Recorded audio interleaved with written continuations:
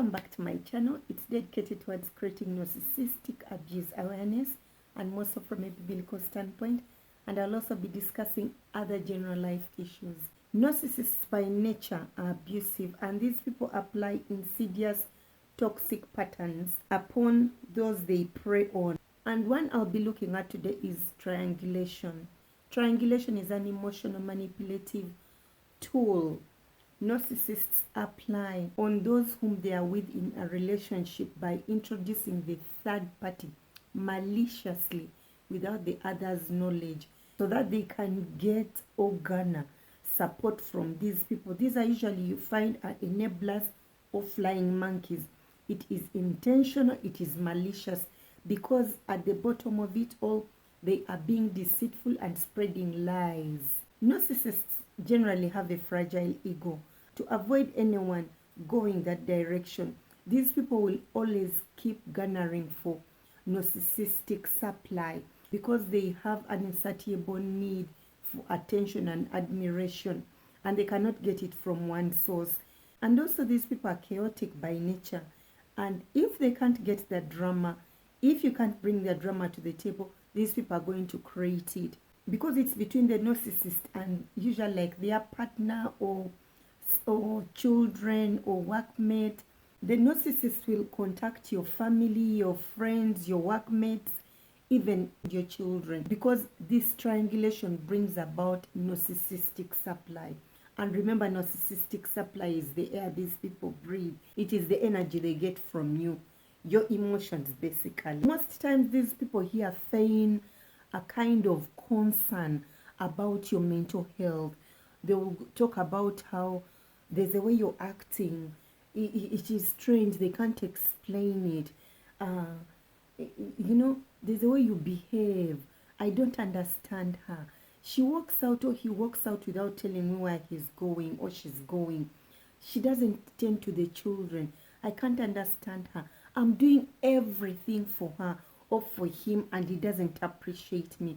Everything. I do everything. I mean, everything. It's always generalized. When you analyze it, you'll find it's still ambiguous. So these people are going to live in a state of, you want to help them because you think they are really going through a lot. Their whole motive here is that they have now created suspicion, and people now are going to tread lightly around you because they think you could be having a mental issue that you are that you're oblivious to or are unaware, or you are trying to conceal it. And you'll find that they are critical about each and everything that you're doing, all because there was a foundation which was laid that you're oblivious to by the most times by the narcissistic partner. You are moving on with this partner of yours, unbeknownst to you.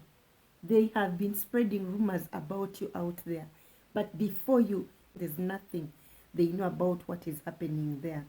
This whole tactic is it's a divide and conquer tactic narcissists use, because that is their domain.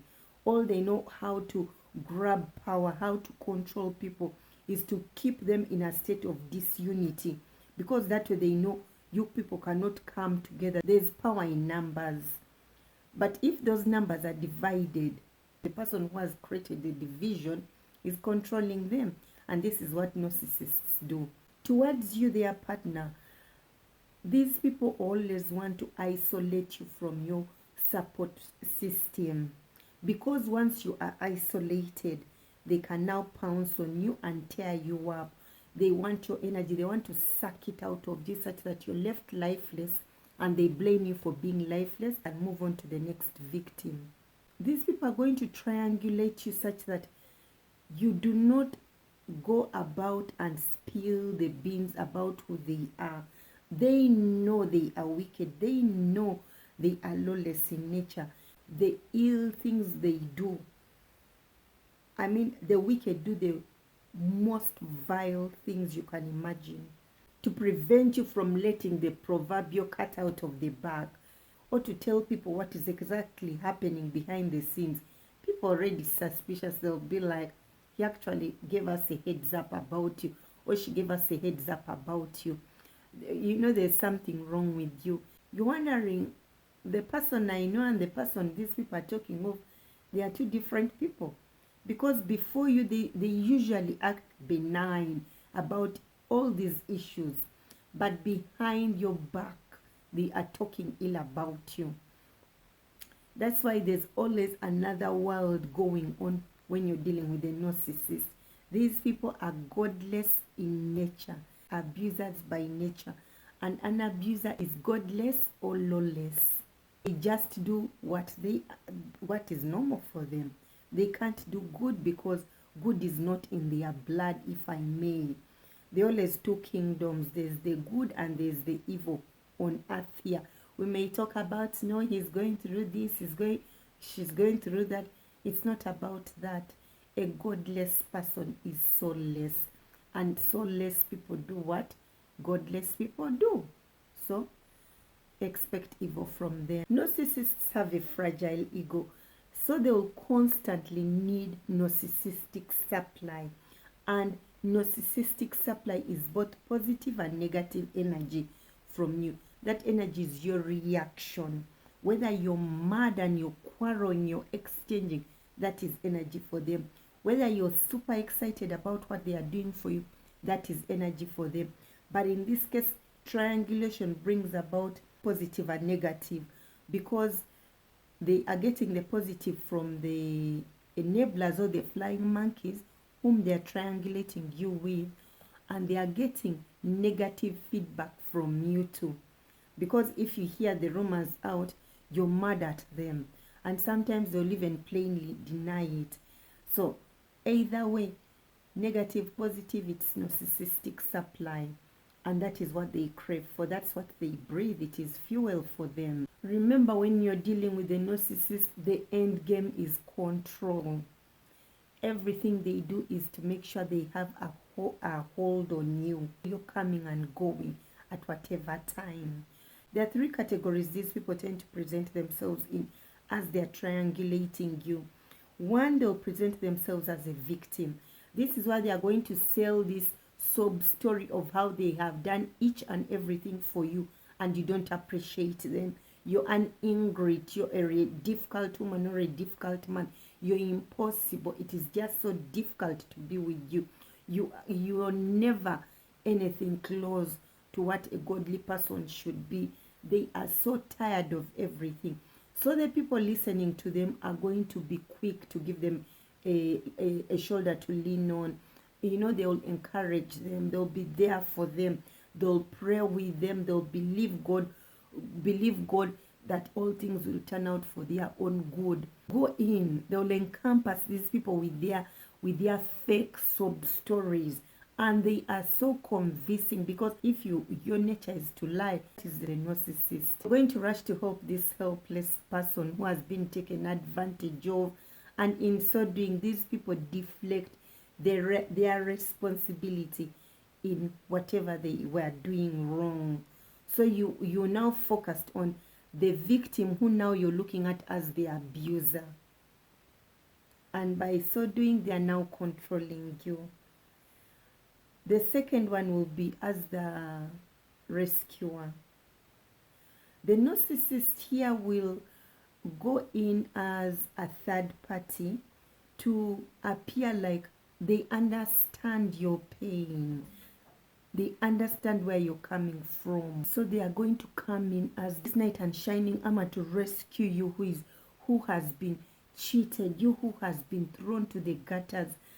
Much as many times they actually run to you to rescue them, they also play this other role of being the rescuer, and this, you know, puts them in that superior position as, you know, the God-sent person to help the needy. The third role they usually play in this triangulation is as the abuser. The narcissist is going to present you as the person who had harmed them, and they fought back, and in so doing, like they did justice. God used them as the person to bring about justice in a situation. Maybe you insulted them, so that's why they beat you up. You deserved it. And And that way, as they're narrating to these people here, these people actually see the sense in it. If she insulted you, yeah, it was actually good you hit her, you know. Yeah, you threw her outside the house, you know. It's actually good. It's very good. And if you came to present the actual story, no one is going to believe you, because he has convinced them that you're the devil incarnate. And what do you do to the devil? You bind. So they're not going to come and maybe say help you in any way. Narcissists naturally instigate, blame, shift, accuse, criticize, are contemptuous, but then they shift their blame onto you because they are perfect human beings. Remember, these people have a grandiose sense of self-importance. The pseudo nature dictates that they are omnipotent and they are perfect. So they are not going to take any blame for anything. And even if they did, there's always a catch to it. There's an end game they have seen, there's an end result that is going to benefit them. So when even they happen to confess, quote unquote, the truth, that truth is actually a lie, because the motive behind that truth is what determines that truth. These people are going to apply these tactics in different ways. For example, like in relationships, these people here, what they do, if they are having a current girlfriend or they have a wife, they are going to start talking about the ex. Oh, my ex-wife still wants me. She wants to talk. She keeps taunting me about the children. That is, if they have children. She wants to talk to me, so she is using the children. She's using them as a pawn so that she gets back to me. She's still interested in me. So that you, the current wife or the current girlfriend, you are left in that state of being jealous, you're envious, you're confused. You start working harder in order to maintain this man in your life now. So you're going to make sure you are going overboard, doing things that you'd normally not do, just to make sure that you keep a hold of this new partner of yours, because their ex wants them back. So you'll find you're going to buy whatever kind of lingerie to knock them out. You're going to do the splits, the you name it, whether acrobatics, just to maintain that relationship. You'll do it all because you are now feeling insecure. That insecurity they bring about in you is all supply for them, because they control your emotions. You're now going to walk on eggshells so that you are meeting their every need. You can see how this works out and plays out in their favor. Another way, for those in relationships, you'll find that these people, they'll call, say, like your parents and tell them you're misbehaving. They do it in a subtle way, and yet this side, you, their partner, many a times you're doing your best to conceal and cover whatever shortcomings they have, for them to expose yours towards your own parents. And if your parents are not grounded or rooted in understanding this kind of abuse, they can easily enable their behavior. So you find that your parents can even turn against you because of the triangulation this abusive partner of yours is carrying out behind your back. Among children, any person in an abusive situation, these narcissistic partners, they always pick the scapegoated child, or commonly known as the black sheep. Then they pick the golden child. That is the child who never makes any wrong. So you'll find that the golden child is this perfect being, who is usually a perfect reflection of the narcissist, because the narcissist is grooming them to be like them. And the black sheep of the family is done to take the fall for each and everything happening in the family. All the failures, all the disappointments, they are responsible. What happened before they were born, they are responsible, even before they were in the picture. So you find that the golden child will always want to be in the good books of the narcissist. They will do whatever the narcissist wants them to do. Now the black sheep of the family, who doesn't understand why they don't like him or her, but struggles to be identified, will for a while struggle to be loved, but eventually will leave it. If the golden child doesn't do what the narcissist does, the narcissist suddenly will channel their positive energy towards the black sheep of the family. This splitting that actually the narcissist experiences, you now see it with the children. The negative splitting you're seeing with the scapegoated child, and the positive one is with the golden child. So this is how they are going to pity children against each other. When the golden child is good, you're up on the pedestal. When you're not good, they throw you down and they pick the black sheep. So the children, they get into a very unhealthy competition to please the narcissist. And this way you're finding it's a divide and conquer in families. This is why it's not healthy if you're in an abusive marriage to stay in there and you're having children. You are setting up your children to become also abusers. Still in this regard of using children, you're also going to find that they'll pity children against their partner. This is where you're going to experience counter-parenting instead of co-parenting. You're living together, but what they will do, you'll find that when you want the children to be in bed, say by say 8 p.m., the narcissist will allow the children to go to bed at 10 or 11. Yet these children must be up maybe say by 5 or 4:30 or 5 a.m. So you find that it is so short a time for them to be in bed, but the narcissist doesn't care. They may even leave early, and you're left struggling with the sleepy children to organize to go to school. And then they again blame you for taking the kids to school late. So it's never a smooth ride with these people. Another way they are going to do it is that they will encourage children to eat what you'd normally not allow them to eat. Go places that you'd normally not allow them to go. So whatever you're parenting, they uproot. They also plant their own, which is always contrary to yours. So in the end, you people are knocking heads. You can't agree. And the children will feel that you're now being the bad cop, and the narcissist is being the good cop, because they're always going to try and do favorable things in the eyes of the children when it comes to you. The thing you're going to notice is that they are going to be giving children presents. I mean, they are giving them presents upon presents that you, the other parent, cannot maybe afford, or you feel like it is over the top. They don't need those gifts now. Well, these people don't care. They'll keep giving them because they know it gets to you. So they are going to continue doing it. Another way they're going to do it is that they'll start venting towards the children. They're talking about your shortcomings. They're talking about how, they are doing a lot in life, but they're not being appreciated. So you start seeing not just an enmeshment, but also a parentification. Children cater to the needs of this other narcissistic parent. Then another way these people will do it is by communicating through the children. They can ask the children what food is needed in the house, yet you, the partner, you're there. They are burdening these children with what would be adult conversations and decision making.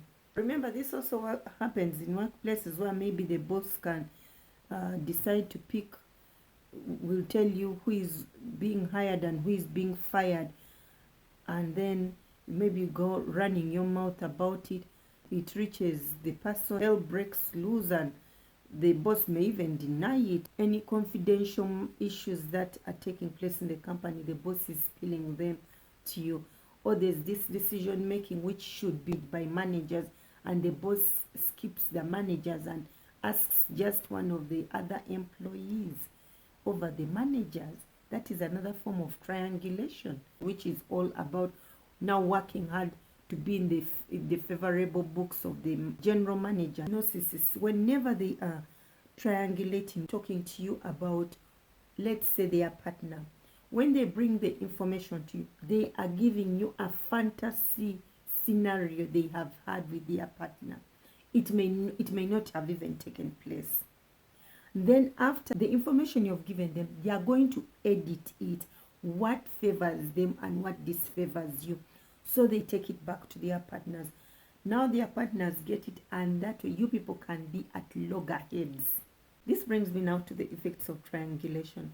It causes discord, confusion, chaos among the people being triangulated, because you start having a cold war. You don't talk because both of you have been given edited versions of conversations, and you'll even find that some of those edited quote unquote conversations never happened. So at the end of it all, you lose maybe a friendship, a sibling, you lose maybe your parent, because you people are now not talking, all because this abuser has now divided and conquered that family. I'll piggyback off the other one. This creates isolation. Having broken up the family, you are now isolated from your support system. The third, still piggybacking off the first, you now have broken relationships. Where there was once love, there's nothing anymore. You'll experience things like depression, post-traumatic stress disorder, anxiety. You become lonely because you have lost the people you used to love, and there's no way of getting new ones because you're now suspicious of other people. And in so doing, the narcissist has divided and conquered, and he sits on the throne of both houses. The flying monkeys or enablers, and you, their other victim. God actually hates triangulation. Triangulation is one of those false accusation, slandering category issues, because as they are passing on information, they are falsifying it. There is no truth in it. Where there is no truth, there is a lie. Bible tells us, do not be a false witness to your neighbor. Proverbs 26 says, a malicious man disguises himself with his lips, but in his heart he harbors deceit. These are the narcissists. They always speak so well. They are so prime. They are sophisticated, but there is deceit in their heart because their words and actions do not align. Where actions and words don't align, that is manipulation. God calls such a person a liar because there is no truth in them. To counter this, I encourage you to have open communication with your support system, because this will deter any misinformation. 2, set boundaries. If they are bringing any gossip from any other person, tell them to bring that person also, so that you people have a discussion as the three of you, so that you iron out issues which are not clear. Or you may just say, I'm not interested in hearing that kind of talk because it's not going to build me. Then leave it at that. The third is that recognize you are being triangulated. And if you have done it in the past, make amends where possible, and also understand why was it that it was easy for you to be manipulated into that position. There must be a weakness you're having whereby you are easily manipulated. Learn to respond and not to react in situations. If you've been brought false information about someone, just tell them that is sad about it. I'll talk to them when I meet them. Don't go on running your mouth, all sorts of abusive words towards them, giving your 2 cents on the issue, yet you haven't had the other side. Give it time. You may even pray over it. Proverbs 11:9 says, with his mouth the godless destroys his neighbor, but through knowledge the righteous escape. Always be quick to listen. Stay away from people who give false testimony about others, because false testimony is also murder. It was so important to God that he had to put it even as one of the 10 commandments. And remember, the 10 commandments are wrapped up in 2. Love thy God and love your neighbor as you love yourself. When you do the 2, you cannot give false testimony about other people, about your neighbor. And your spouse is your neighbor, your children are your neighbors, your parents are your neighbors, your friends are your neighbors, your workmates are your neighbors. Stay away from gossips, because gossips breed discord, confusion, chaos, malice, and death. Narcissists are about control. Divide and conquer is their game. Avoid these people at all costs. Thank you so much for watching, and blessings.